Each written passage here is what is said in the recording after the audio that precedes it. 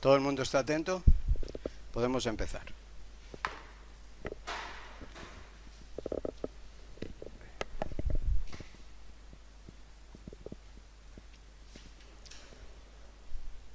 Hay una tendencia grande a colocarse en el ala izquierda. ¿Son ustedes todos comunistas? Ah, los abrigos. Bueno, aquí también hay. Para los abrigos, dice usted.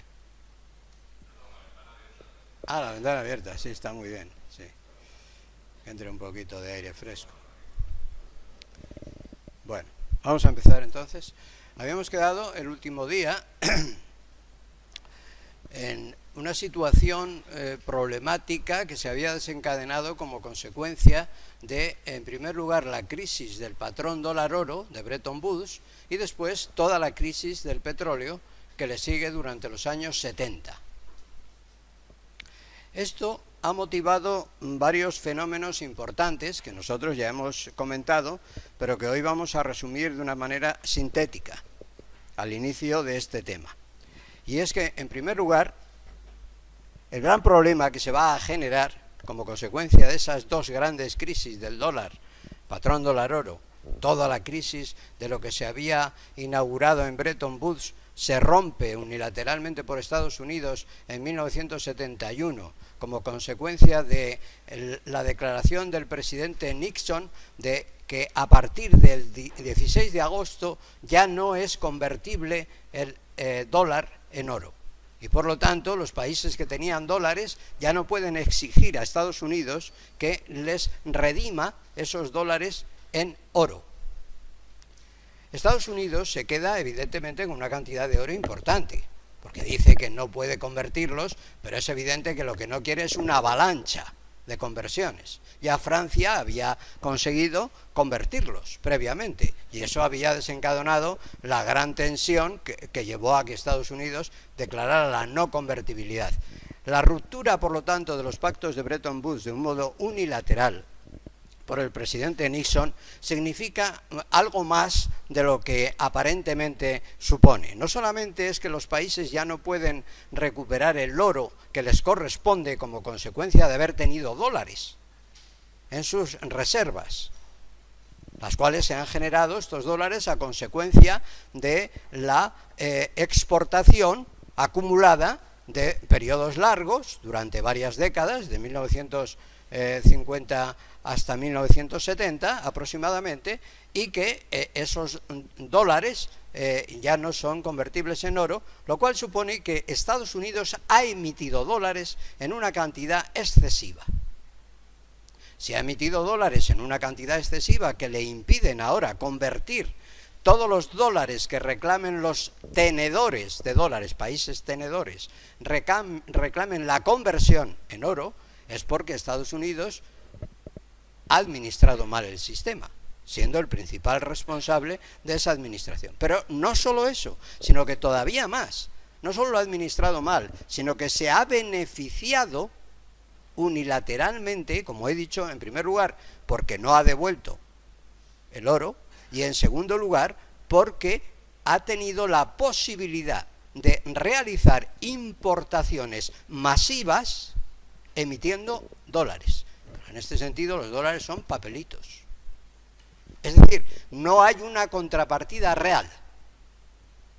No ha entregado bienes y servicios a cambio de esas importaciones unilaterales, sino papelitos, dólares, en exceso, puesto que él tenía, el único que tenía la maquinaria de hacer dólares legalmente era Estados Unidos.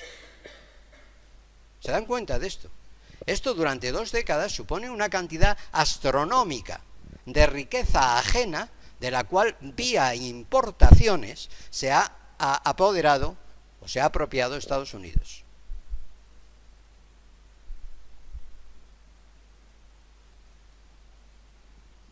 Esto es grave. Esto es importante. Naturalmente, la salida de esta impresionante crisis de los años 70, como consecuencia de la crisis del dólar Y a continuación de la crisis del petróleo, ya saben que los países árabes elevaron el precio del petróleo inmediatamente que el dólar se depreció para obtener un poder adquisitivo a cambio de sus exportaciones de petróleo, equivalente al poder adquisitivo que tenían antes de la devaluación del dólar.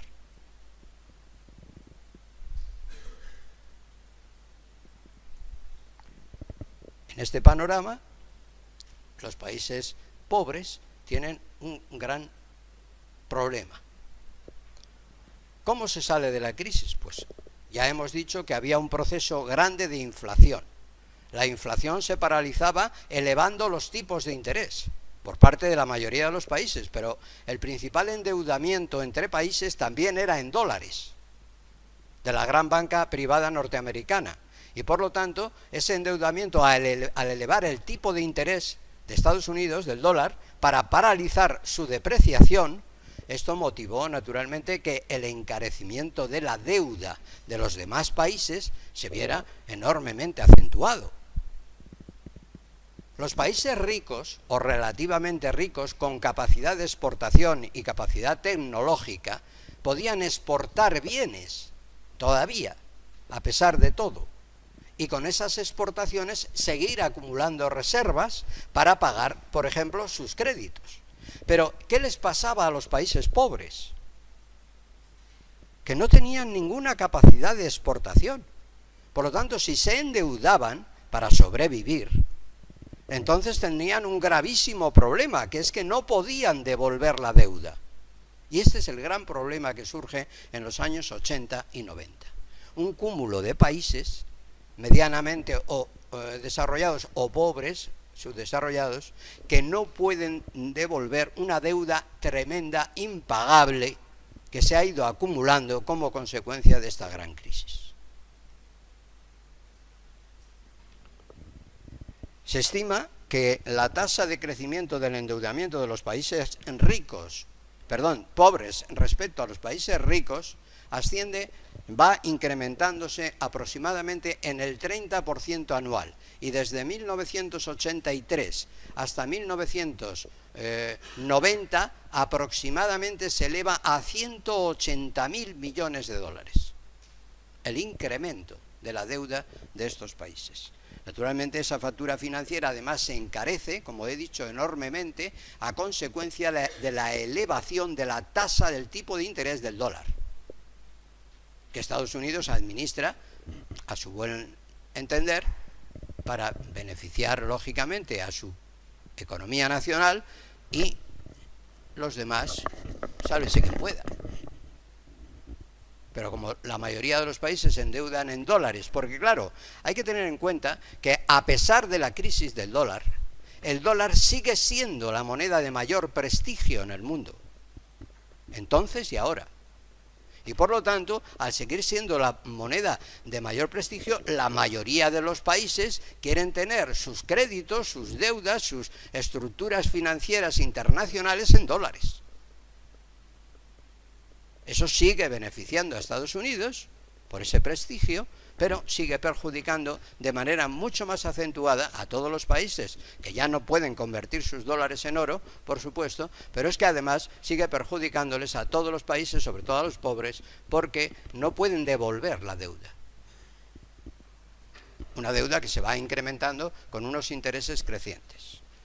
Por lo tanto, la factura financiera internacional no hace más que crecer, y a pesar de que los gobiernos introducen en sus gastos presupuestarios partidas de ajuste y de reconversión industrial, no pueden realmente salir de la crisis tan profunda que se produce como consecuencia acentuada no solo de la depreciación del dólar, sino también del alza de los precios del petróleo, una materia prima fundamental que requieren importación por parte de la mayoría de los países para salir de su situación industrial de atraso económico.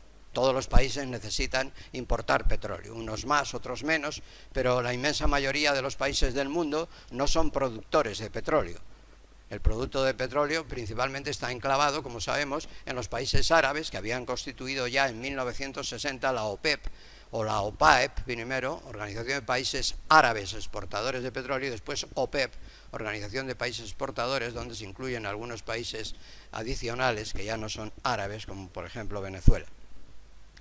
Bien, en esta situación panorámica, la deuda se convierte en el gran problema de los años 80 y 90. ¿Qué va a pasar? Claro, hay que pensar que la deuda de los países pobres, que han ido acumulando estas deudas para hacer frente a la situación más elemental. Ya he dicho en otra ocasión que los países lo que necesitan es que sus funcionamientos de las economías nacionales, el funcionamiento de sus economías nacionales, no se paralice en ningún momento. No porque suban los precios del petróleo, no porque suba la inflación, no porque suban los salarios, no por cualquier circunstancia de esas, un país va a paralizar su actividad económica y su producción. El país sigue funcionando, pero claro, ese funcionamiento se vuelve extraordinariamente anómalo y entonces crea una inflación en muchos países galopante.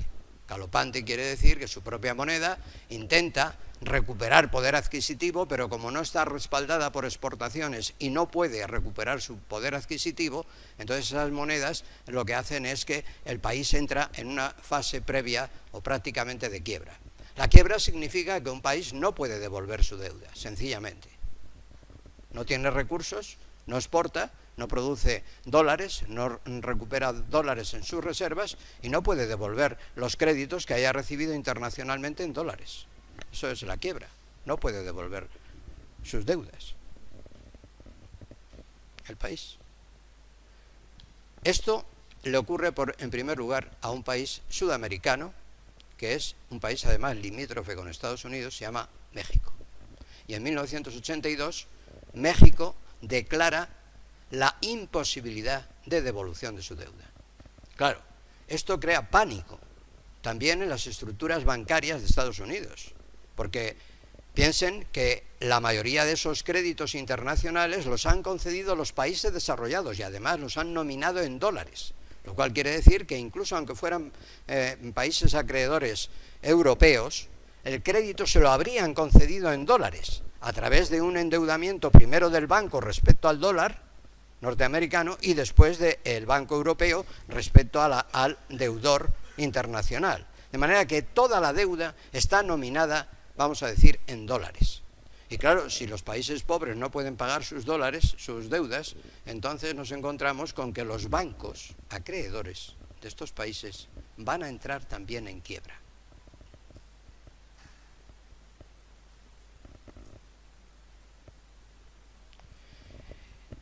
La banca más afectada, la banca del mundo más afectada, ¿cuál será? La norteamericana, porque es el principal acreedor del mundo en dólares, tanto de países europeos, desarrollados o semidesarrollados, como de países retrasados, latinoamericanos, africanos o asiáticos. La gran banca norteamericana. Claro, esto es un problema de primera magnitud. O sea que hemos concedido, diría la banca americana, grandes créditos en grandes cantidades a los países terceros que no lo podían pagar porque no podían exportar. Y lo único que querían era seguir funcionando para pagar su deuda sobre el petróleo. Y entonces ahora resulta que esos créditos que hemos concedido, la gran banca norteamericana, no pueden devolverse.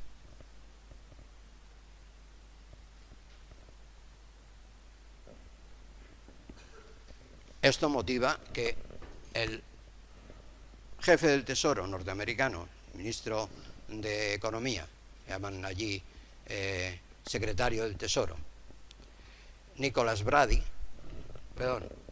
Baker, en 1985, claro, el ejemplo de México, de la ruptura unilateral del pago de la deuda, es seguido por otros países. Claro, esto crea pánico en los Estados Unidos. Otros países latinoamericanos son los primeros en actuar, como son Argentina, Perú, Ecuador o Brasil, detrás de México. Claro, la generalización de este problema en todo África, en todo Asia, hubiera sido una hecatombe. Y para evitarlo, como digo, Estados Unidos toma algunas medidas, creando una gran ola de tensión que concretamente también se traduce en problemas sociales, porque países como México, entonces lo que hacen es decir, oiga, en mi país no hay trabajo, yo voy a ir a Estados Unidos donde hay trabajo, sea como sea, claro, en una oleada de migrantes a través de las fronteras del sur de Estados Unidos, desde México hacia Estados Unidos, y para poner freno a toda esta situación se reclama un gran crédito de más de 2.000 millones por parte de la banca norteamericana a la Reserva Federal. La Reserva Federal, saben ustedes que es el Banco Central norteamericano, el emisor del dólar. La Reserva Federal, se llama así allí. Efectivamente, se concede ese gran crédito a la banca norteamericana para alargar la situación. No sabemos hasta cuándo, porque piensen ustedes que una situación que es catastrófica y de quiebra generalizada no se arregla con dar un crédito, porque eso lo único que hace es alargar la situación de momento. El problema sigue. Pero, bueno, se sale del paso, se alarga la situación. Es una política a veces muy usada por los gobiernos, es decir, bueno, no puedo salir de este atolladero, de momento a ver si cojo un bote salvavidas y de momento voy tirando, como sea. Entonces se acometen varias reformas en los países subdesarrollados deudores latinoamericanos para beneficiar a la banca norteamericana. Y ese es el plan Baker. Es decir, Baker exige, un momento, paralización absoluta de nuevos créditos. Paralización absoluta de nuevos créditos a los países sudamericanos. Y en segundo lugar, los países que han suspendido el pago de su deuda tienen que afrontar una nueva situación que consiste en ajustar su economía. Tienen que apretarse el cinturón, que se dice, es decir, entrar en una recesión económica mediante diversas medidas que le exige la banca norteamericana, la acreedora, para que le paguen los créditos. ¿Y qué exige? Pues exige, en primer lugar, una política de alargamiento de la deuda. La deuda, si va a vencer mañana, pues se alarga 10 años más. Alargamiento de la deuda. Eso se llama una refinanciación de la deuda. Pero no se hace la refinanciación tal cual, sino que se hace con algunas modificaciones. Por ejemplo, se dice, bueno, para en reestructurar la deuda vamos a adquirir, por ejemplo, algunas empresas, por parte de la banca norteamericana va a comprar empresas y de esa manera va a condonar deuda. De manera que rebaja la deuda si al mismo tiempo le hacen propietaria a la banca norteamericana de empresas de las que antes no era propietaria. Por ejemplo, el primer país que acomete este tipo de reestructuración de su deuda es Chile. Ya saben que Chile es el principal productor del mundo de cobre y otros materiales muy importantes para la actividad industrial y la construcción. Entonces, esos programas llevan implícito una refinanciación a largo plazo que va incluida con refinanciaciones de privatizaciones, también de empresas privadas, va incluido un descuento relativo, es decir, de acuerdo, el país deudor dice, acepto una refinanciación de la deuda a 10 años más, en la cual usted me rebaja el 30%, y al mismo tiempo del otro 70 le devuelvo un 30, otro 30, ya tenemos un 60 rebajado de la deuda, en forma de propiedad de empresas que antes eran de la propiedad del Estado o de la propiedad de empresas privadas que eran deudoras. Y además se pide otro tipo de descuento, como liberar reservas de las nuevas exportaciones, de tal manera que si ese país sigue realizando exportaciones, dice, un momento, las exportaciones ya no las cobra usted, las cobro directamente yo, que soy el acreedor. Esto también lo hace, por ejemplo, en la actualidad Hacienda. Cuando Hacienda tiene un deudor quebrado, escribe a todos los acreedores de ese deudor y le dice, oiga, que no se le ocurra a ustedes pagar a este señor nada, todo lo que tengan ustedes que pagar me lo pagan a mí, Hacienda, porque este señor me debe no sé cuánto. Esto es parecido. Es decir, se interpone ahí en la liberalización de reservas procedentes de las exportaciones. Y por último, se pide la garantía del Estado. Si las empresas endeudadas son empresas privadas, se dice, un momento, pues que a las empresas privadas que garantice el Estado la devolución de la deuda. Y si no, Las empresas privadas, que son fundamentales en el país, piensen en la industria del cobre en Chile, pues van a entrar en quiebra. Y el país se va a arruinar absolutamente.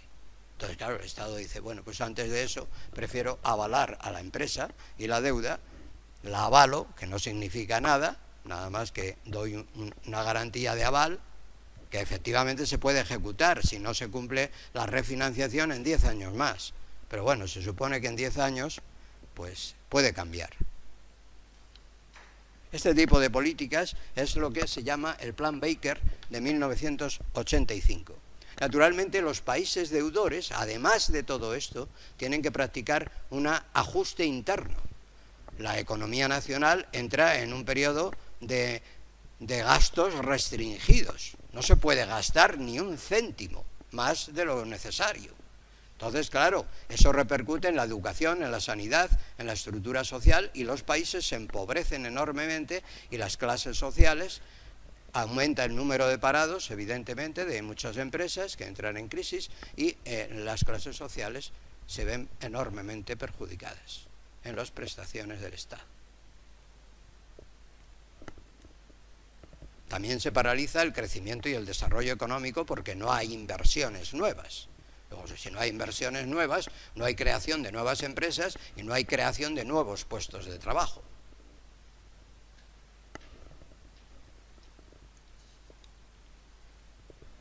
Con este panorama, la banca privada norteamericana consigue, digamos, salir del atolladero. No logra una solución del problema, pero sí consigue paliar el problema considerablemente. Porque esta política no solo se practica con Chile, también se practica con México, con Argentina, con Brasil, con Ecuador, etc. Se puede decir que durante el periodo, como he mencionado antes, de 1983 a 1990, la deuda devuelta por los países latinoamericanos asciende a 174.000 millones de dólares, que son prácticamente pues toda la capacidad de exportación y más de su producción durante ese periodo. El incremento anual del pago de la deuda, pues aproximadamente se estima en el 30% anual acumulativo, y cada año supone unos 20.000 a 25.000 millones de dólares lo que tienen que devolver estos países a los acreedores bancarios norteamericanos.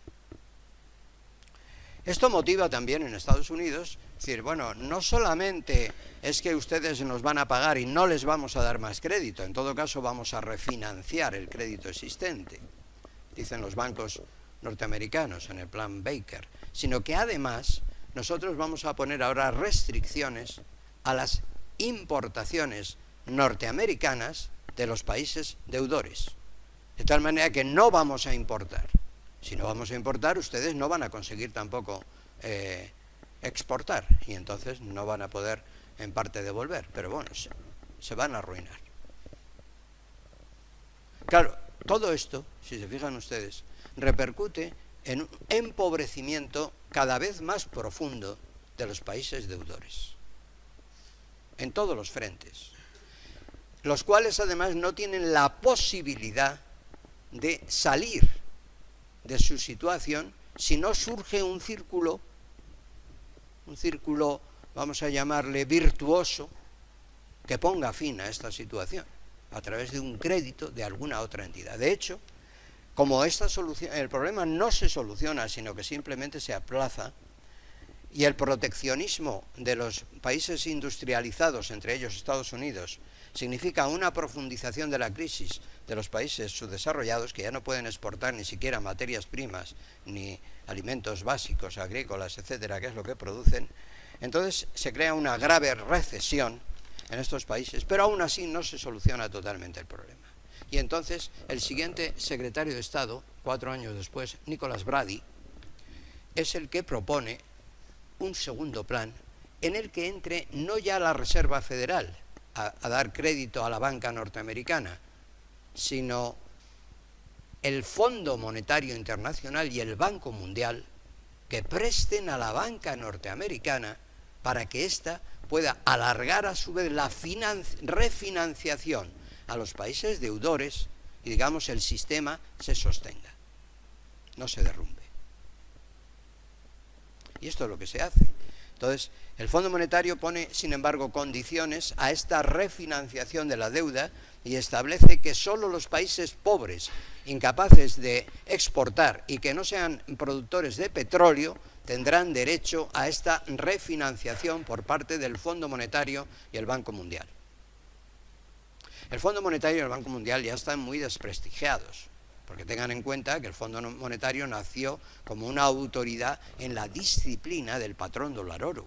En el momento que la autoridad se desvanece al romper unilateralmente el principal país, la convertibilidad del dólar en oro, pues ya el Fondo Monetario pierde todo su prestigio como autoridad monetaria internacional, pero conserva una capacidad de crédito, porque el fondo es un fondo, por eso se llama fondo. Es decir, es un fondo constituido por aportaciones de los distintos países y eso le permite una capacidad de crédito a corto y medio plazo para nivelar las balanzas de pagos de los distintos países, también de los países deudores. Por lo tanto, vuelvo a repetir, el plan Brady, aunque la pretensión del secretario del Tesoro es que sea en beneficio de la banca norteamericana, se le pone un stop diciendo, un momento, sí y no, solamente vamos a permitir que los créditos se aporten a los países deudores que no tienen ninguna capacidad de exportación, pobres de solemnidad. Los demás países que vayan haciendo su esfuerzo y con sus exportaciones les alargan ustedes el crédito y que vayan devolviendo lo que puedan.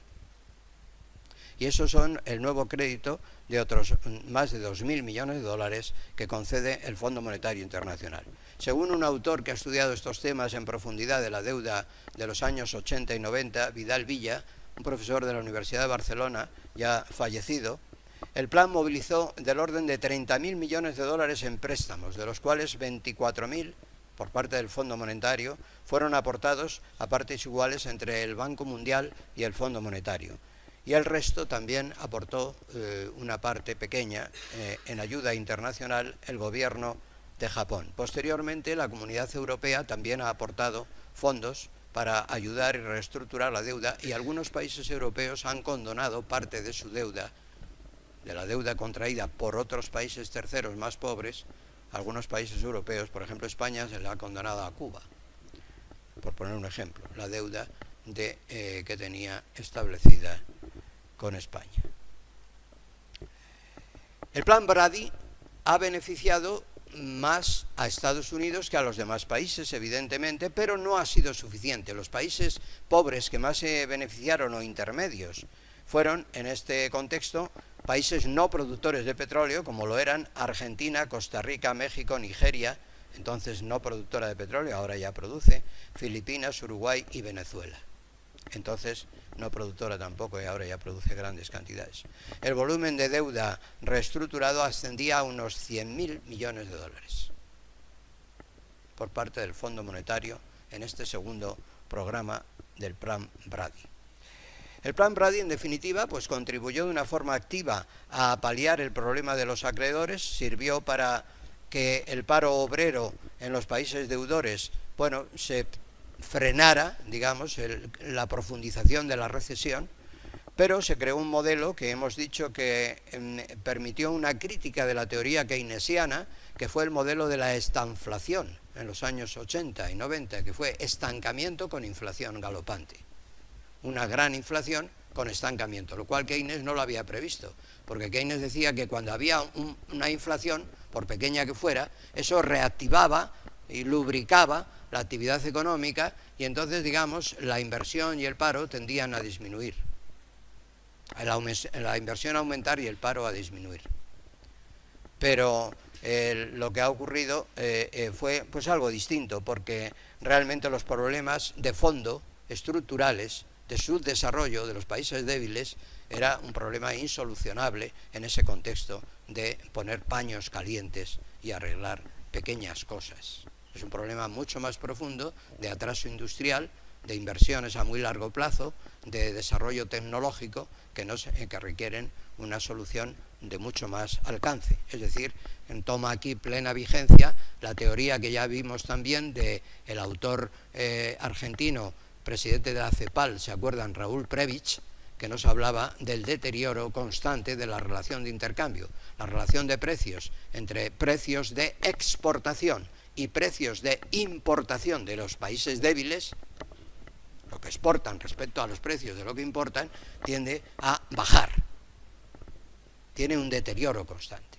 De manera que cada vez las importaciones de estos países valen más, lo que importan, y cada vez sus exportaciones valen menos. Entonces, en proporción, hay un deterioro que profundiza la diferencia y, por lo tanto, la crisis entre los países ricos y los países pobres.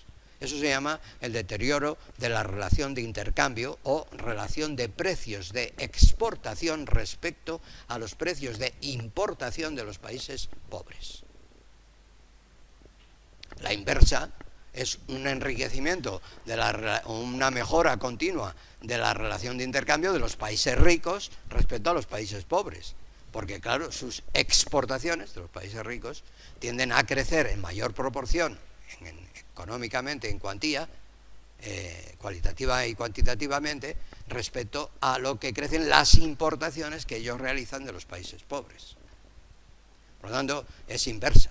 La relación, el deterioro constante de la relación de intercambio en la relación de precios en países pobres lleva como contrapartida el enriquecimiento constante de la relación de intercambio de los países ricos. En definitiva, el bache se agranda.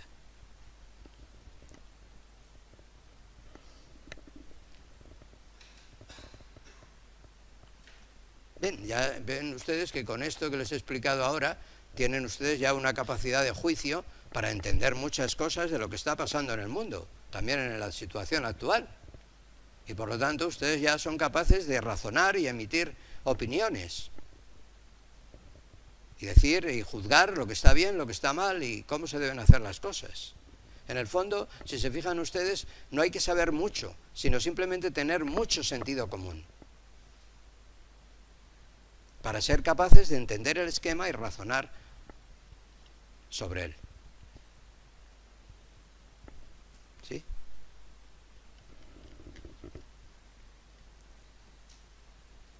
¿Cuál es la conclusión? Que los países ricos cada vez son más ricos y los países pobres cada vez son más pobres. Y que el bache no se va a arreglar por sí mismo. Si nadie hace nada porque se arregle, va a empeorar. ¿Está claro?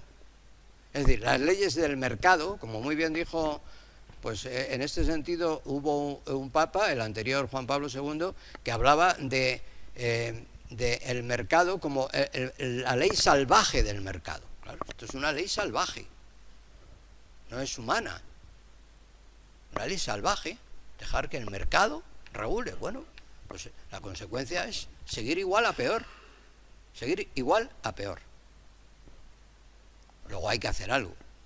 ¿Qué hay que hacer? Pues organizar mejor el sistema. Yo, para salir a los países subdesarrollados del subdesarrollo, siempre he aconsejado una cosa. Lo digo aquí de una manera, ya lo he comentado en otro momento, pero lo comento aquí someramente, por encima. Es muy fácil salir del subdesarrollo para un país pobre. Simplemente necesita crédito, naturalmente. Crédito a muy largo plazo, 50 años, por ejemplo. Supongamos que le damos a Biafra o a ¿cómo se llama el país este de Haile Selassie? Etiopía o Cabo Verde, los 3 países más pobres del mundo, por ejemplo, les damos un crédito de una cantidad razonable, que la puedan devolver, dentro de 50 años. Y ese crédito lo utilizamos en esos países para crear una sanidad básica, o sea, que no se pongan enfermos continuamente con el tifus, sino que les damos agua y una sanidad básica. Agua corriente, se hacen un par de estanques y demás, agua, sanidad básica, unas medicinas básicas para la fiebre y para las más elementales necesidades médicas. Agua, sanidad, educación y comunicaciones. Nada más, no necesita nada más. Con eso todos los países salen y despegan hacia el desarrollo. ¿Por qué? Pues sencillamente porque hay que confiar en la capacidad humana. Si un país tiene educación, sabe lo que tiene que hacer, cada persona. Ya sabe. Lo primero que hay que saber lo que tiene que hacer. Sabe dónde puede ganarse la vida, por qué, de qué manera.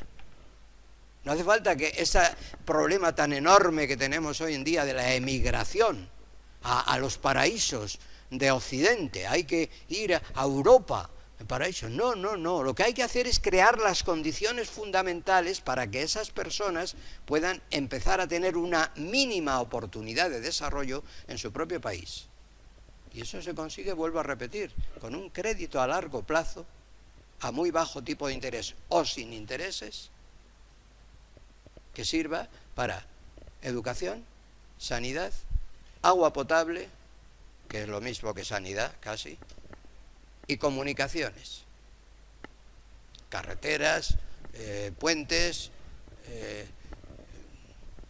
elementales, no hace falta que sean grandes autopistas. Y ya cada persona espabila, busca su trabajo. Esto se ha conseguido, por ejemplo, en países que han tenido un gran desarrollo en muy poco tiempo, por ejemplo, China comunista. Pero bueno, no vamos a poner el ejemplo de China comunista porque, claro, no es muy loable desde el punto de vista de los derechos humanos. Pero vamos a pensar en países tercermundistas como, por ejemplo, Bangladesh. Bangladesh, el país de los microcréditos. Bangladesh es donde se inventaron los microcréditos por el Nobel de Economía Muhammad Yunus. Creó el Banco Grameen. Se pueden meter en internet y buscar Banco Grameen, se escribe así. Grameen. Banco Grameen, microcréditos. Muhammad Yunus. Y es un país donde la viejecita del pueblo de no sé dónde, pues se compró un teléfono, la otra se compró una máquina de coser, la otra no sé qué, con un microcrédito. Y con eso, con comunicaciones, con sanidad, con educación. Es decir, dice Muhammad Yunus, el pobre no necesita que le den limosna. El pobre lo que necesita es un crédito, sin garantías, porque es pobre. Pero que los créditos que concede el Banco Grameen son los que menos impagados tienen del mundo. Porque los pobres, cuando reciben una ayuda de crédito y salen adelante, son los primeros interesados en devolver el crédito, para que otro también se pueda beneficiar. Esto es la estructura de Bangladesh. No les estoy contando un cuento, esto existe en la realidad. Pueden ustedes meter en internet y pueden comprobar todo esto que les digo con datos. Bien, y con esto terminamos este tema 6 me parece, 7, y entramos en el tema 8, que se refiere a la gestación del sistema monetario europeo. Los países del Benelux siempre han sido los promotores, Bélgica, Holanda y Luxemburgo, de las iniciativas en Europa. Ya lo vimos con la CECA, 1951, la Constitución de la Comunidad del Carbón y del Acero. Después lo vimos en el Mercado Común inicial, 1957, Tratado de Roma. Y bueno, pues seguían en esa política en los años 60 y 70. Cuando ya estalla la gran crisis, antes de estallar la crisis de Bretton Woods, la crisis del dólar de 1971 por parte del presidente Nixon, ya Europa se había dado cuenta, a través de las iniciativas, principalmente de los países del Benelux, pero también de los países del Mercado Común, que ya había nacido en 1957, por lo tanto ya llevaba en los años 70 más de una década. Y en 1968 aproximadamente, el primer ministro francés, estando gobernando el general de Gaulle, Raymond Barre, 1968, promueve la creación de una unificación de los países de Europa, del Mercado Común, más profunda. Entonces solo eran 6 países. Eran 6 países porque luego veremos que Gran Bretaña, desde 1961, ¿se acuerdan ustedes de la creación de la EFTA, la European Free Trade Association, que es un revulsivo que crea Gran Bretaña para replicar en la línea de un acuerdo arancelario en Europa que haga réplica al mercado común y que de alguna manera desde fuera intente boicotearlo? Como no lo consigue, pide la adhesión. No lo consigue y en 1961 ya el primer ministro pide la adhesión. Esto lo veremos en detalle en el capítulo un poquito más adelante, en este capítulo, donde empezamos a explicar todas las adhesiones que ha habido desde los 6 fundadores hasta la actualidad. Y entonces no quiero adelantarme, pero sí quiero decir que ya cuando Raymond Barre en 1968 propone una estructura más amplia, ya por 2 veces ha sido rechazada la adhesión de Gran Bretaña a la Unión Europea, que recuerden también, Gran Bretaña fue invitada a participar en la fundación, tanto de la CECA como del Mercado Común, y rehusó su interés en participar. Renunció a participar, no mostró ningún interés y rehusó el participar en el proceso.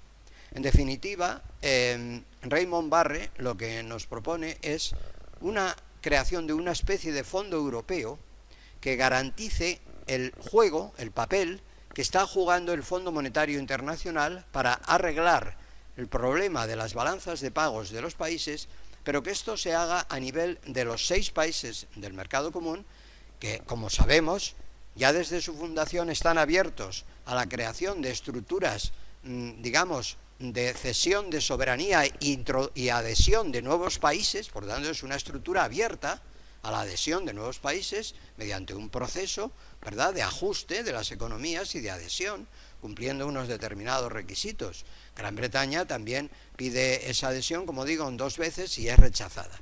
Y hay que esperar hasta los años, principios de los años 80, casi a finales de los 70, para que finalmente se produzca la adhesión, una vez que muere el general de Gaulle, que por 2 veces había vetado, como luego veremos esto en detalle, la adhesión de Gran Bretaña, que se solicita por primera vez en 1961.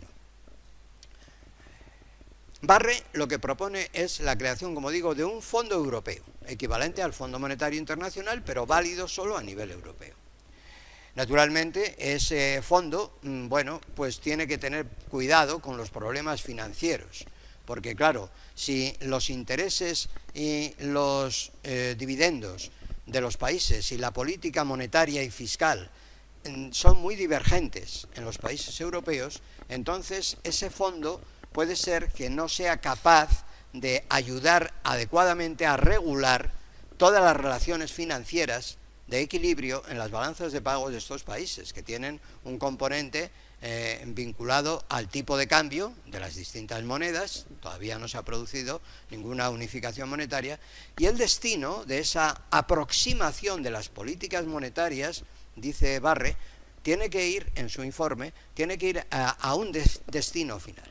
El destino objetivo final tiene que ser una cierta unificación monetaria. Por lo menos una coordinación de las monedas en una especie de paridad fija entre los países europeos, para que, aunque sean distintas las monedas, lo ideal sería una única moneda, pero aunque fueran distintas, que estén reguladas en una oscilación como había funcionado el Fondo Monetario, con unas paridades fijas cuando funcionaba bien. Pero ahora ya no iba a ser esa estructura monetaria interna, no iba a ser la de uno de los países dominante de todos los demás, dólar respecto del mundo, sino que ahora iba a ser un conjunto de países que se iban a aproximar en una moneda que también posteriormente lo veremos, se va a llamar ECU. Pero esto viene más adelante. De manera que de momento lo único que se pretende por parte de Barre es una aproximación de las políticas monetarias, tipos de cambio, tipo de interés, balanzas de pagos, creación de un fondo de ayuda mutua, etc. No es un programa que resulte exitoso. Y entonces los miembros del mercado común deciden el 8 de octubre de 1970, en una de las reuniones, crear una comisión encabezada por el primer ministro de Luxemburgo, Pierre Berner, 1970, una comisión para estudiar a fondo este problema. Y Pierre Berner sí que llega a unas conclusiones con un conjunto de expertos y proponen un plan que se va a poner en marcha inmediatamente, en 1970, a finales, en octubre. Y este plan consiste en crear un fondo monetario también, que ya Barre le ha llamado FECOM, Fondo Europeo de Cooperación Monetaria, FECOM, Fondo Europeo de Cooperación Monetaria, crear un fondo, y ese fondo va a tener como destino la ayuda mutua, la liberalización de los movimientos de capitales entre los países miembros, y finalmente va a estar destinado a crear una unión monetaria. Lo que pasa es que eso es la tercera etapa.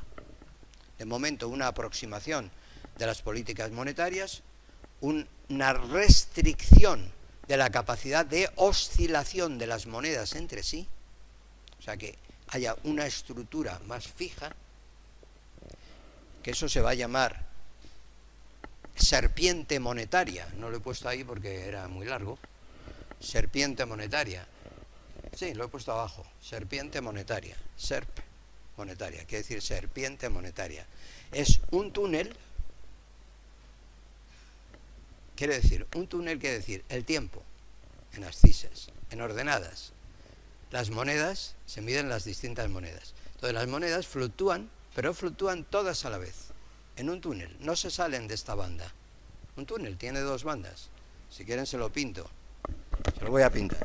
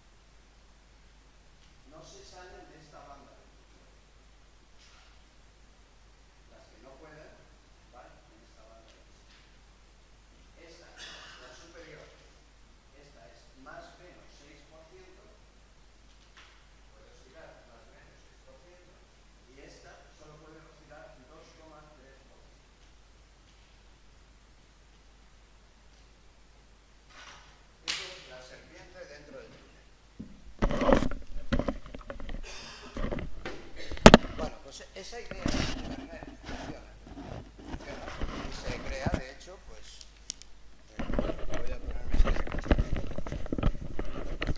esa idea de Berner, por lo tanto, funciona y se crea, de hecho, un sistema que ya se va a consolidar. Piensen ustedes que el sistema del Plan Berner entra en funcionamiento en octubre de 1970 y recuerden que la suspensión de los pactos de Bretton Woods por Estados Unidos se produce en agosto de 1971. De manera que ya el sistema entra en funcionamiento el 1 de enero de 1971, cuando todavía no ha estallado la ruptura de los pactos de Bretton Woods por parte del presidente Nixon. manera que está 6 meses ya funcionando, 7 meses. Y en agosto es cuando ya se rompe el sistema anterior. Pero Europa ya ha constituido su propio sistema de funcionamiento monetario, lo cual pues es una gran ventaja para afrontar los problemas que va a generar la destrucción de los pactos de Bretton Woods por parte de Estados Unidos. El sistema se consolida posteriormente con una serie de ajustes entre las monedas para tener su tipo de cambio en una determinada proporción de unas monedas respecto a otras, tipo de cambio, cuánto vale un marco respecto a un franco respecto a una lira italiana, una lira respecto a un florín holandés, etcétera. Cuánto vale cada moneda, unas respecto de otras, y de ese modo se consigue realmente evitar devaluaciones competitivas en países. Ya saben que ese tipo de devaluaciones lo que hacen es restringir drásticamente el comercio para todos. Si todos restringen y devalúan su moneda para exportar más, ninguno lo consigue. Entonces, lo que se rehuye en ese y se ajustan las monedas de una forma mucho más sensata y equilibrada para posibilitar el crecimiento y el desarrollo económico equilibrado de todos estos países. Por lo tanto, el sistema de la serpiente monetaria funciona correctamente y en la reunión de Bremen de 1978 en Alemania, Bremen, la ciudad de Bremen, se acuerda el establecimiento del sistema monetario europeo con carácter ya definitivo. De manera que ya se crea formalmente el ECU. El ECU es la unidad de cuenta europea. European Currency Unit, unidad de cuenta europea. European Currency Unit, en inglés, ECU. El ECU es una moneda. Lo que pasa es que no es una moneda de curso legal, sino que es una moneda, digamos, entre grandes instituciones, entre bancos, entre los bancos emisores, bancos centrales de los países miembros del sistema monetario europeo, pero no es una moneda de curso legal, aunque sí se hacen ajustes entre los bancos a través del ECU. El ECU es una moneda que está compuesta por una cesta de monedas de los países miembros del sistema monetario europeo. Una cesta. ¿Eso qué quiere decir? Pues quiere decir que en el ECU, en un ECU, en la unidad de cuenta europea, la European Currency Unit,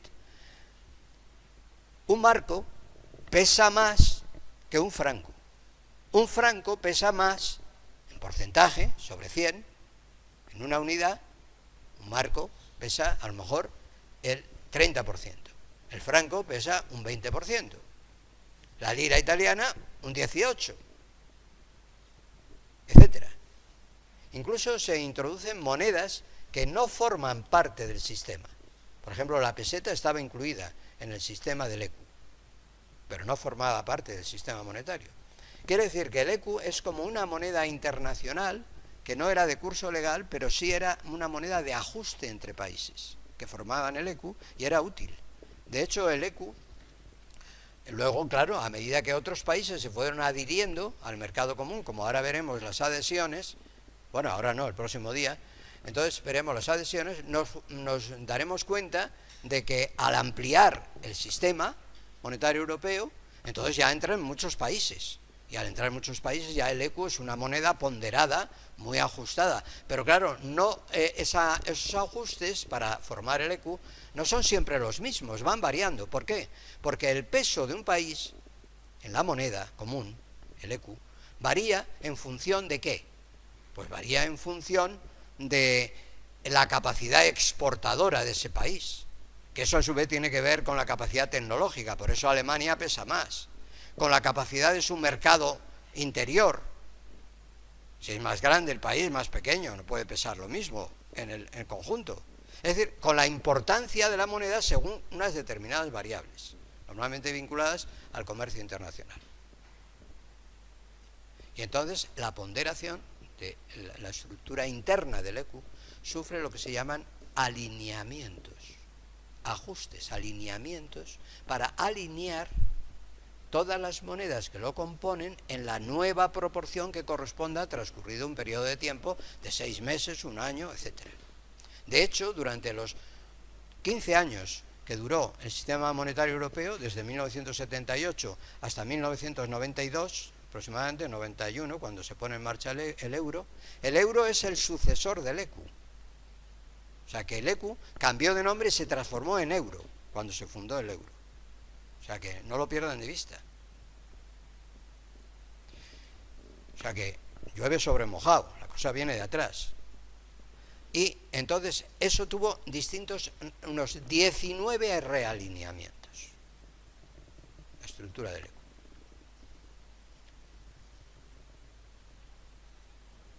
Bueno, pues el sistema funciona, se consolida y bueno, ha estado funcionando hasta que Claro, la moneda fuerte dentro del ECU era el marco alemán sobre las demás monedas, que era el que tenía mayor capacidad exportadora y mayor capacidad tecnológica.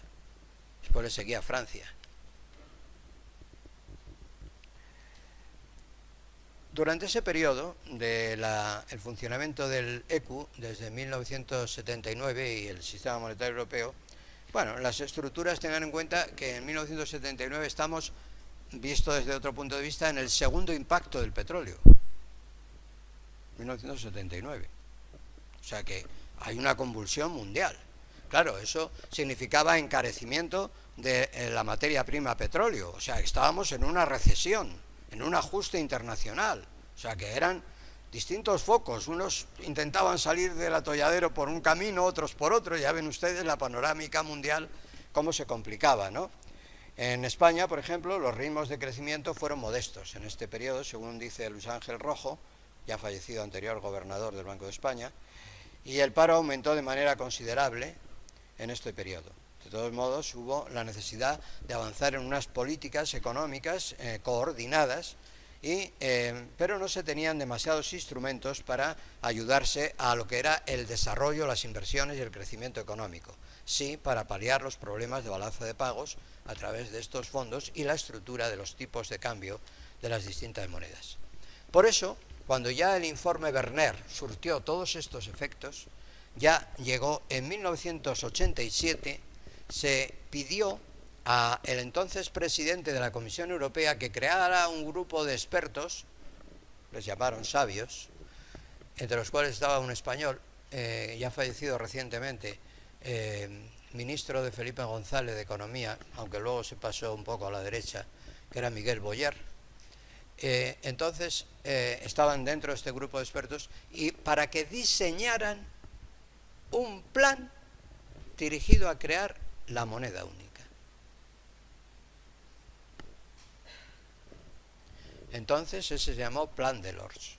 Se publicó en 1989, se puso en marcha, tenía 3 etapas. La primera etapa consistía en coordinar no solo las políticas monetarias y los tipos de cambio y respetar todo el funcionamiento de la serpiente monetaria, sino coordinar también los tipos de cambio, etcétera, y las políticas fiscales, de gastos públicos, de déficit, etcétera. O sea, todas las estructuras básicas de funcionamiento de los Estados miembros que estuvieran acordes y equilibradas, con arreglo a unas variables que luego se le llamaron criterios de convergencia de Maastricht para la fundación del euro, y que lo veremos luego en 1992 cuando se cree el Tratado de Maastricht. El Tratado de Maastricht es de 1992 y ahí se fijan las condiciones de convergencia que tienen que tener los países, cumplir un determinado equilibrio de variables fundamentales, tipo de cambio, tipo de inflación, tipo de interés, déficit público, deuda pública, etcétera, lo veremos, y todo eso tiene que estar correctamente estructurado para llegar a entrar en el mercado común, sometiéndose cada país a un examen de si durante 2 años ha cumplido todos los requisitos. Si los ha cumplido, puede entrar. Ya veremos lo que le pasó a Grecia en aquel momento, que hizo trampas, y etcétera. Bueno, y países que no lo cumplían se sometieron a una estricta disciplina, por ejemplo España, y consiguió entrar en la fundación del euro. La segunda fase consistía en determinar no solo ya una coordinación de las políticas, sino los criterios de convergencia. Y por último, la tercera fase consistía en poner en marcha la moneda nueva, común y en funcionamiento en los bolsillos, vamos a decir, de los ciudadanos europeos. ¿Cómo se hizo? Y así se ejecutó ese plan en 3 fases. Primero, la coordinación de políticas. Segundo, los criterios de convergencia, el examen correspondiente, que por ejemplo el examen se preveía un primer examen en 1997 y falló, porque en ningún país reunía prácticamente los requisitos en los 2 años anteriores. Hubo que esperar a 1989 y ahí sí, ahí ya la mayoría de los países los cumplieron y entonces se puso en marcha la moneda en 1990. Me parece que fue en 1990, ¿verdad? Cuando se puso en funcionamiento el euro. ¿Ustedes qué eran? Muy niños. Yo es que ya era mayor. 1990. No, 90. Ah, no, 2000. Fue en 2000. Es que me he equivocado las fechas. Eso es una década después. El primer examen no fue como les he dicho. El primer examen fue en 1997. El segundo examen... Perdón un momento. Sí. Perdón un momento, por favor. Callen, que me he equivocado.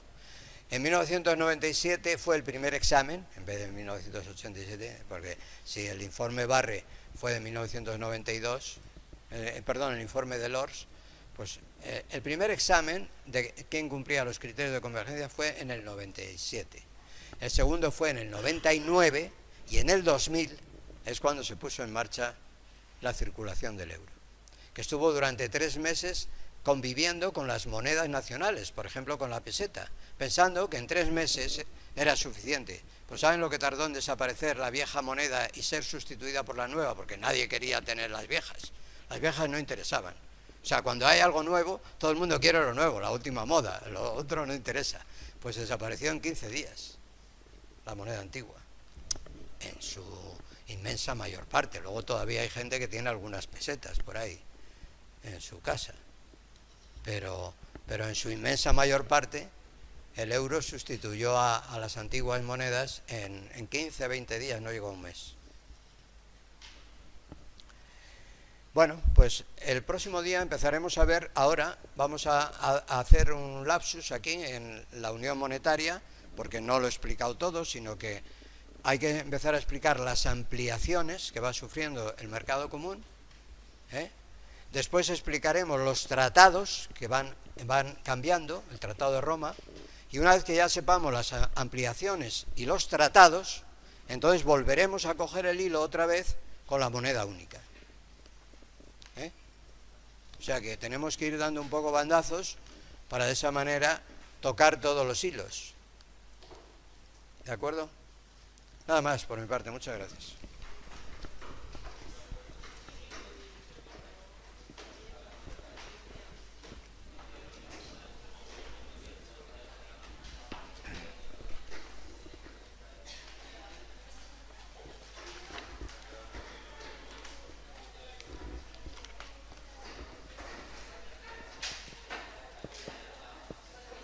Y Pierre Berner sí que llega a unas conclusiones con un conjunto de expertos y proponen un plan que se va a poner en marcha inmediatamente, en 1970, a finales, en octubre.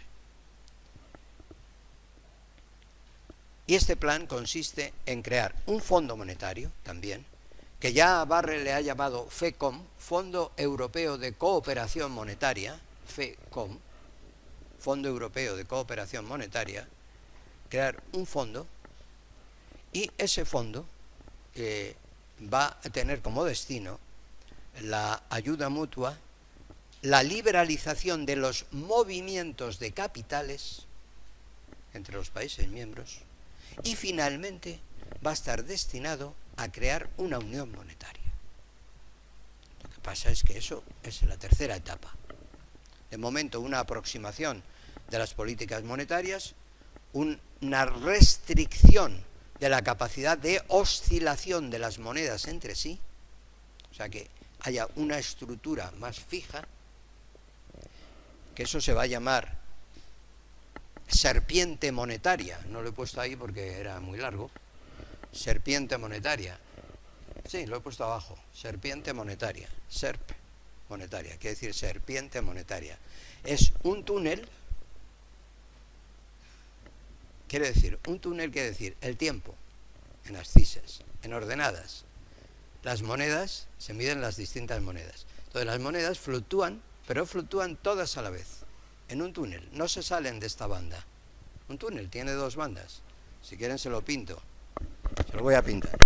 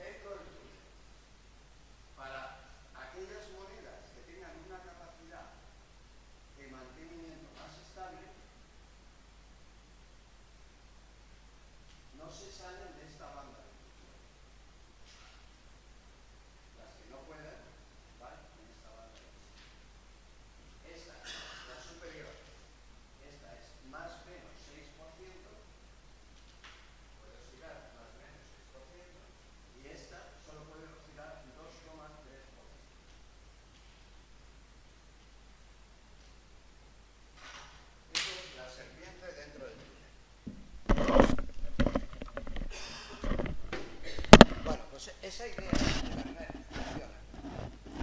y se crea, de hecho, pues voy a ponerme esa idea de Berner, por lo tanto, funciona y se crea, de hecho, un sistema que ya se va a consolidar. Piensen ustedes que el sistema del Plan Berner entra en funcionamiento en octubre de 1970 y recuerden que la suspensión de los pactos de Bretton Woods por Estados Unidos se produce en agosto de 1971. De manera que ya el sistema entra en funcionamiento el 1 de enero de 1971, cuando todavía no ha estallado la ruptura de los pactos de Bretton Woods por parte del presidente Nixon. De manera que está 6 meses ya funcionando, 7 meses. Y en agosto es cuando ya se rompe el sistema anterior. Pero Europa ya ha constituido su propio sistema de funcionamiento monetario, lo cual pues es una gran ventaja para afrontar los problemas que va a generar la destrucción de los pactos de Bretton Woods por parte de Estados Unidos.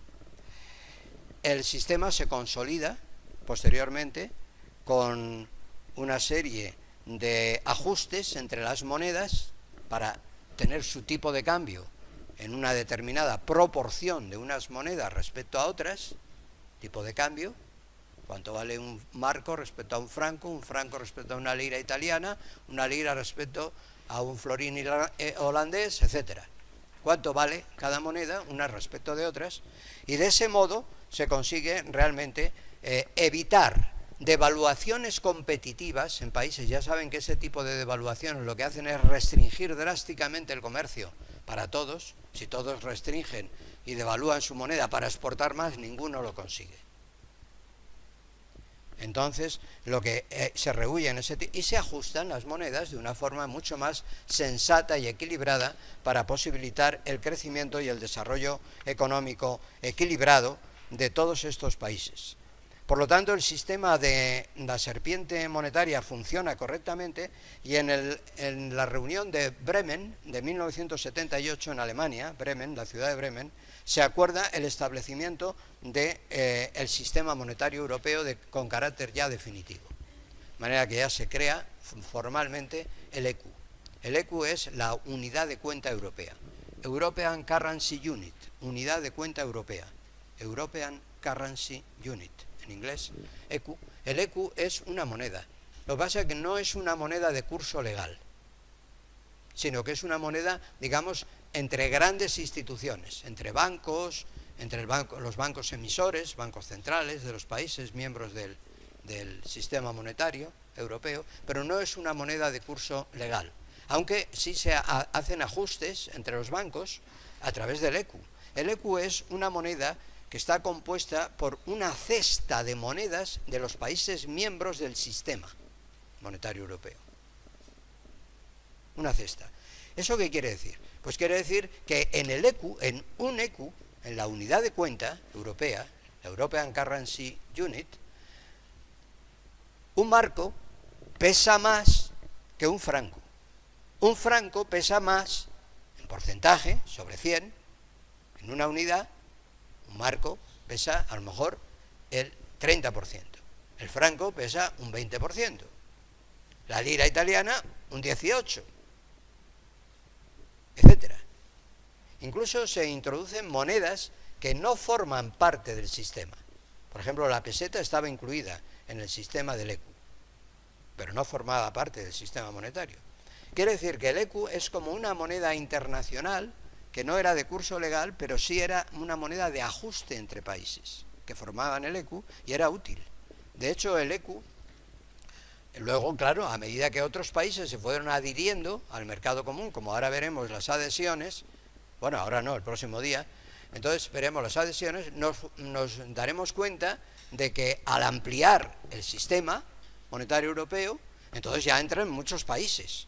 Y al entrar en muchos países ya el ECU es una moneda ponderada, muy ajustada. Pero claro, no, esos ajustes para formar el ECU no son siempre los mismos, van variando. ¿Por qué?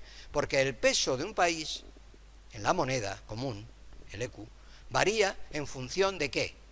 Pues varía en función de la capacidad exportadora de ese país, que eso a su vez tiene que ver con la capacidad tecnológica, por eso Alemania pesa más, con la capacidad de su mercado interior. Si es más grande el país, más pequeño, no puede pesar lo mismo en el conjunto. Es decir, con la importancia de la moneda según unas determinadas variables, normalmente vinculadas al comercio internacional. Y entonces la ponderación de la estructura interna del ECU sufre lo que se llaman alineamientos, ajustes, alineamientos, para alinear todas las monedas que lo componen en la nueva proporción que corresponda transcurrido un periodo de tiempo de 6 meses, un año, etc. De hecho, durante los 15 años que duró el sistema monetario europeo, desde 1978 hasta 1992, aproximadamente 91, cuando se pone en marcha el euro es el sucesor del ECU. O sea que el ECU cambió de nombre y se transformó en euro cuando se fundó el euro. O sea que no lo pierdan de vista. O sea que llueve sobre mojado, la cosa viene de atrás. Y entonces eso tuvo unos 19 realineamientos, la estructura del ECU.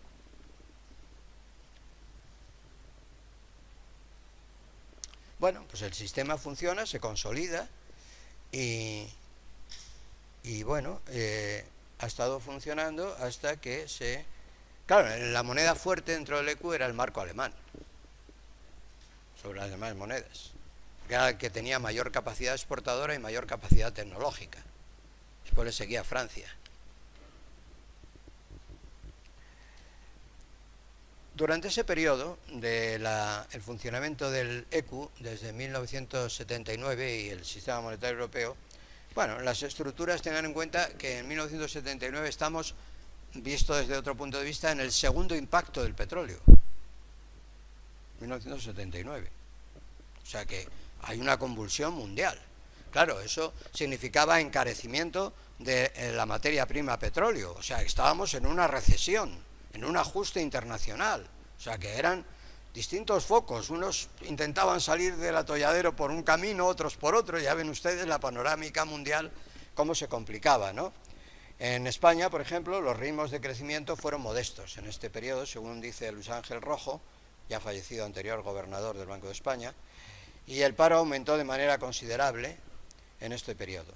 De todos modos, hubo la necesidad de avanzar en unas políticas económicas coordinadas, pero no se tenían demasiados instrumentos para ayudarse a lo que era el desarrollo, las inversiones y el crecimiento económico. Sí, para paliar los problemas de balanza de pagos a través de estos fondos y la estructura de los tipos de cambio de las distintas monedas.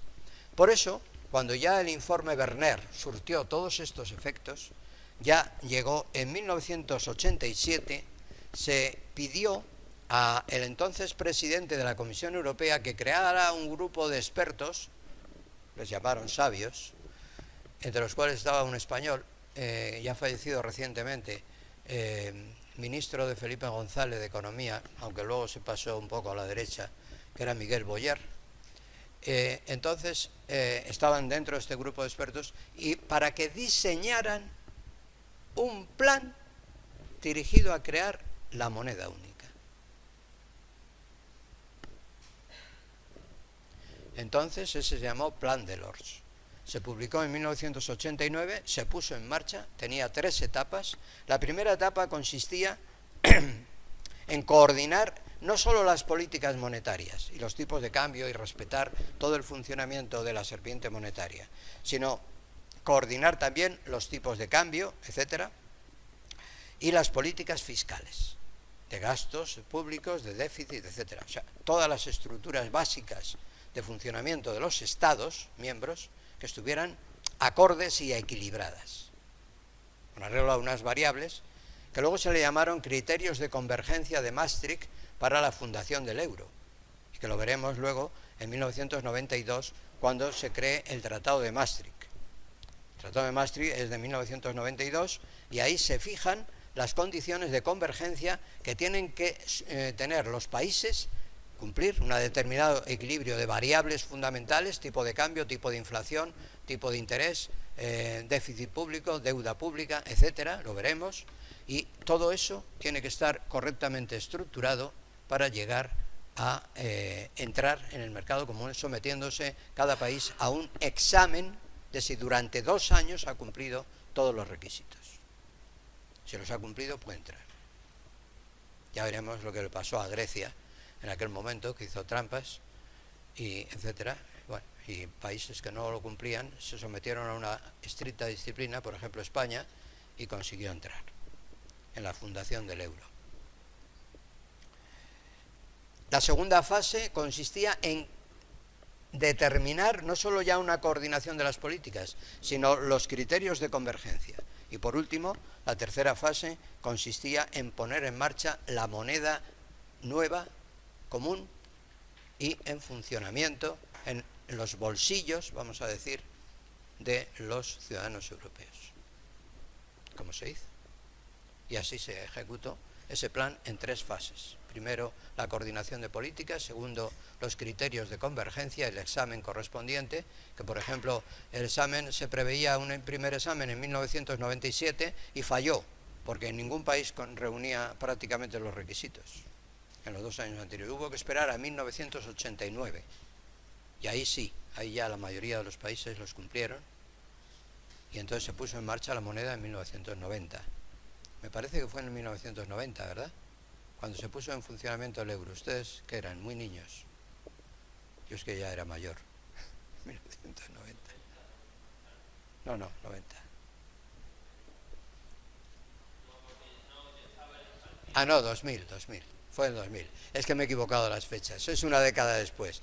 El primer examen no fue como les he dicho. El primer examen fue en 1997. El segundo examen... Perdón un momento. Sí. Perdón un momento, por favor. Callen, que me he equivocado.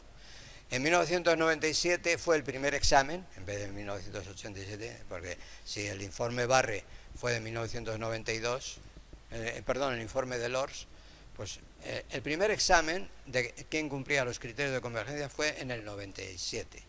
El segundo fue en el 99 y en el 2000 es cuando se puso en marcha la circulación del euro, que estuvo durante 3 meses conviviendo con las monedas nacionales, por ejemplo con la peseta, pensando que en 3 meses era suficiente. Pues ¿saben lo que tardó en desaparecer la vieja moneda y ser sustituida por la nueva? Porque nadie quería tener las viejas. Las viejas no interesaban. O sea, cuando hay algo nuevo, todo el mundo quiere lo nuevo, la última moda, lo otro no interesa. Pues desapareció en 15 días la moneda antigua, en su inmensa mayor parte. Luego todavía hay gente que tiene algunas pesetas por ahí en su casa, pero en su inmensa mayor parte el euro sustituyó a las antiguas monedas en 15, 20 días, no llegó a un mes. Bueno, pues el próximo día empezaremos a ver, ahora vamos a hacer un lapsus aquí en la unión monetaria, porque no lo he explicado todo, sino que hay que empezar a explicar las ampliaciones que va sufriendo el mercado común. Después explicaremos los tratados que van cambiando, el Tratado de Roma, y una vez que ya sepamos las ampliaciones y los tratados, entonces volveremos a coger el hilo otra vez con la moneda única. O sea que tenemos que ir dando un poco bandazos para de esa manera tocar todos los hilos. ¿De acuerdo? Nada más por mi parte, muchas gracias.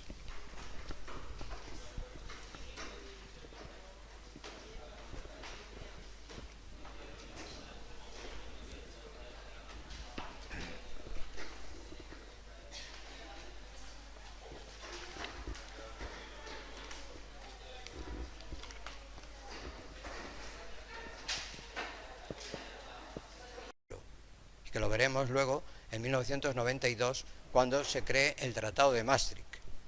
El Tratado de Maastricht es de 1992 y ahí se fijan las condiciones de convergencia que tienen que tener los países, cumplir un determinado equilibrio de variables fundamentales, tipo de cambio, tipo de inflación, tipo de interés, déficit público, deuda pública, etcétera, lo veremos, y todo eso tiene que estar correctamente estructurado para llegar a entrar en el mercado común, sometiéndose cada país a un examen de si durante 2 años ha cumplido todos los requisitos.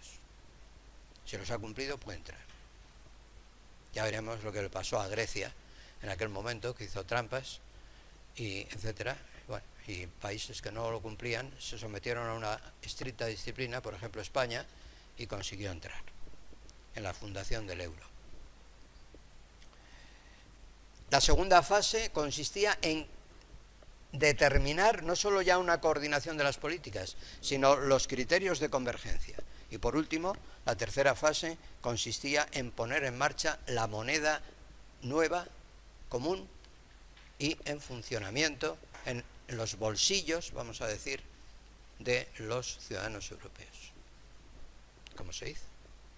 Y así se ejecutó ese plan en 3 fases. Primero, la coordinación de políticas. Segundo, los criterios de convergencia, el examen correspondiente, que por ejemplo el examen se preveía un primer examen en 1997 y falló, porque en ningún país reunía prácticamente los requisitos en los 2 años anteriores. Hubo que esperar a 1989 y ahí sí, ahí ya la mayoría de los países los cumplieron y entonces se puso en marcha la moneda en 1990.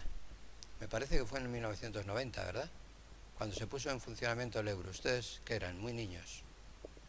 Yo es que ya era mayor. 1990. No, 90. Ah, no, 2000. Fue en 2000. Es que me he equivocado las fechas. Eso es una década después. El primer examen no fue como les he dicho. El primer examen fue en 1997. El segundo examen...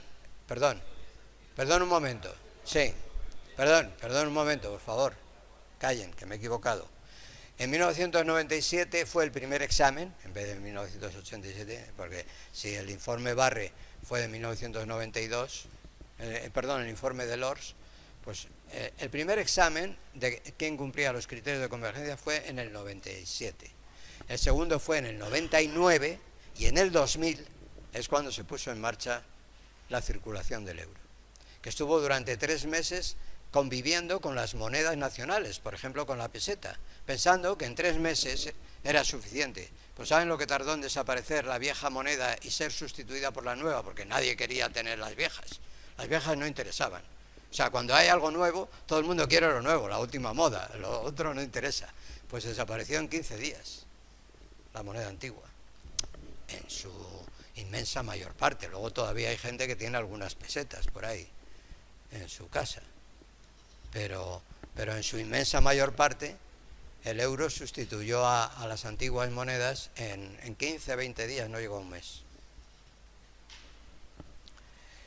Bueno, pues el próximo día empezaremos a ver, ahora vamos a hacer un lapsus aquí en la unión monetaria, porque no lo he explicado todo, sino que hay que empezar a explicar las ampliaciones que va sufriendo el mercado común, ¿eh? Después explicaremos los tratados que van cambiando, el Tratado de Roma, y una vez que ya sepamos las ampliaciones y los tratados, entonces volveremos a coger el hilo otra vez con la moneda única. O sea que tenemos que ir dando un poco bandazos para de esa manera tocar todos los hilos. ¿De acuerdo? Nada más por mi parte, muchas gracias.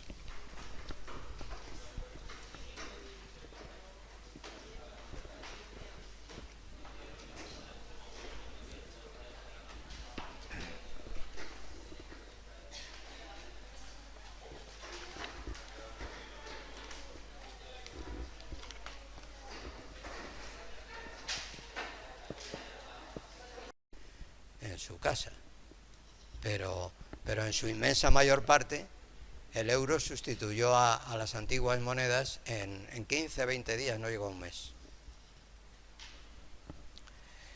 Bueno, pues el próximo día empezaremos a ver, ahora vamos a hacer un lapsus aquí en la unión monetaria, porque no lo he explicado todo, sino que hay que empezar a explicar las ampliaciones que va sufriendo el mercado común, ¿eh? Después explicaremos los tratados que van cambiando, el Tratado de Roma, y una vez que ya sepamos las ampliaciones y los tratados, entonces volveremos a coger el hilo otra vez con la moneda única. O sea que tenemos que ir dando un poco bandazos para de esa manera tocar todos los hilos. ¿De acuerdo? Nada más por mi parte, muchas gracias.